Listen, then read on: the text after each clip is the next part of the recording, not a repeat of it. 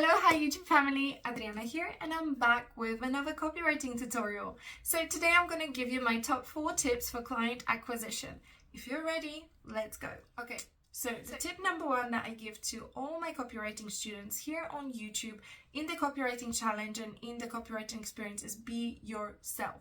So you never have to lie about the amount of experience you have, about the skills that you have, or just general about who you are.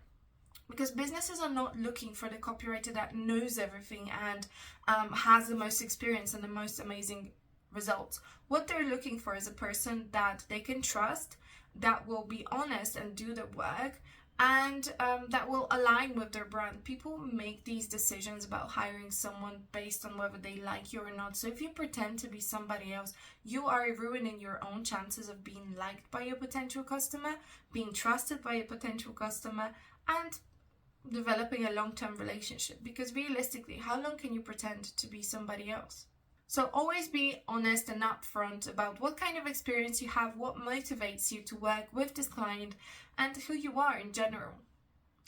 Tip number 2 is find a client acquisition strategy that you like. There are literally 1001 different client acquisition strategies. What do I mean by that? There are 1001 different ways of finding clients, and you don't have to do all of them. It's best to actually pick one and stick to it.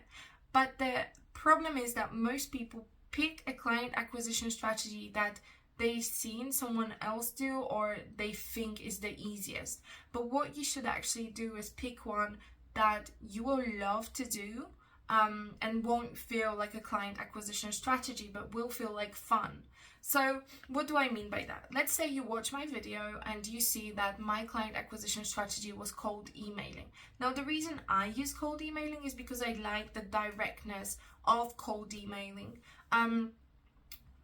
Does that mean that this is the right client acquisition strategy for you?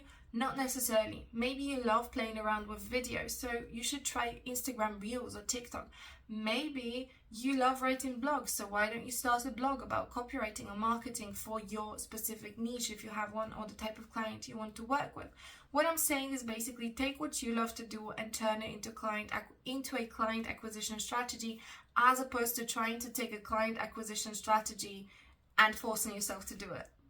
Tip number 3 is be consistent. So what a lot of newbies do is they pick a client acquisition strategy, or pick a way to run and manage their freelancing business, but they never actually stick to it. So they might send a couple of cold emails and they never follow up, or they might post a few things on Instagram and they never actually continue doing it. They take big breaks, they get distracted, etc., etc. You have to find a client acquisition strategy and then make a plan for it, so you know what you have to do every single day or every single week, whatever basis you choose to do, or however frequently you choose to do your things, and then just stick to it. It's actually not complicated. It just requires a little bit of planning ahead and a little bit of self-motivation. Okay, and the last one, tip number 4, is don't be afraid, chill. A lot of people get really stressed and uptight about talking with potential customers and putting themselves out there. But the only thing you need to realize is that you have a lot of value, and you bring a lot of value to the table, and you can bring a lot of value to any business that you work with. Even if you don't have any experience, it doesn't matter. Your lack of experience doesn't predict how well you can perform and how much value you can bring into a business. It might mean that you need a little bit more time, but it doesn't mean you're going to completely suck. Anyway, so those are my 4 tips. If you like this video, make sure you give it a thumbs up and subscribe to my channel to see future tutorials. Also, let me know in the comments below which one of the tips was your favorite. See you in the next one.